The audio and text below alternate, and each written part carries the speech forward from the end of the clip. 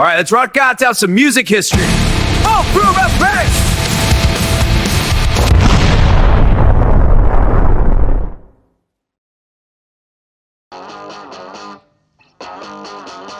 What is up, you beautiful degenerates? Welcome back to Music History with Joey. I'm your host, Joey, coming at you from the dimly lit corner of the rock and roll universe. Man, I've got a killer one for you today. If you've ever plugged in an electric guitar, turned the volume up to piss off the neighbors, and hit a power chord, you owe a debt of gratitude to two brothers from North London who hated each other almost as much as they loved loud noises. Today we're dissecting the 1964 atom bomb known as You Really Got Me by The Kink.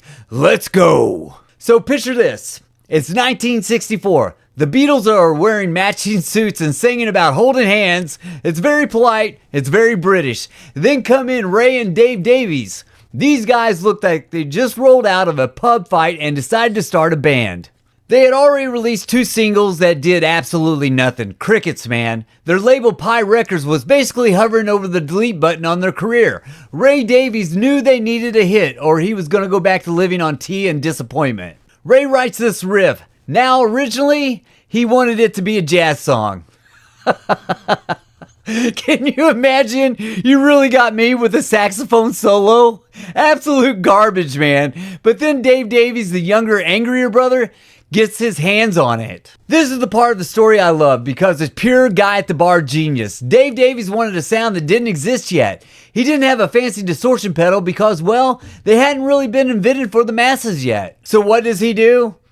He takes a razor blade and a knitting needle to his little green El Pico amplifier. He literally stabs a speaker cone. He shredded the fabric until it was hanging by a thread. And when he plugged in, the amp started screaming. It was distorted, it was fuzzy, and it sounded like the world was ending. That, my friends, is the birth of the power chord. Every heavy metal band from Black Sabbath to Pantera started right there, with a pissed off teenager and a knitting needle. Now here's where it gets wild. They go into the studio to record it. The first version sounded like crap, like garbage. The producer wanted it clean. Ray Davies, being the legend he is, told the label, no, you can shove it. He refused to let them release the clean version. He told them, I'm re-recording this or I'm done. And here's a little nugget for you gearheads. For years, there was rumors that Jimmy Page played lead guitar on the track. Even Jimmy Page let the rumor slide for a while because, hey, it's a great song. But nope, it was 17-year-old Dave Davies. Jimmy Page was in the studio that day. He did play rhythm guitar on some other Kink tracks, but that iconic piercing solo, that was all Dave. Ray Davies actually yelled at Dave during the recording to get on with it, which is why that solo sounds so frantic. It's literally the sound of a kid trying not to get punched by his other brother. Listen.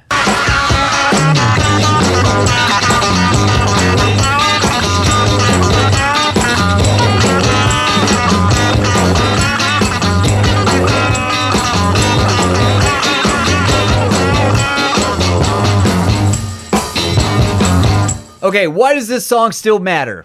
Well, I'll tell you. Before this song, rock was pretty.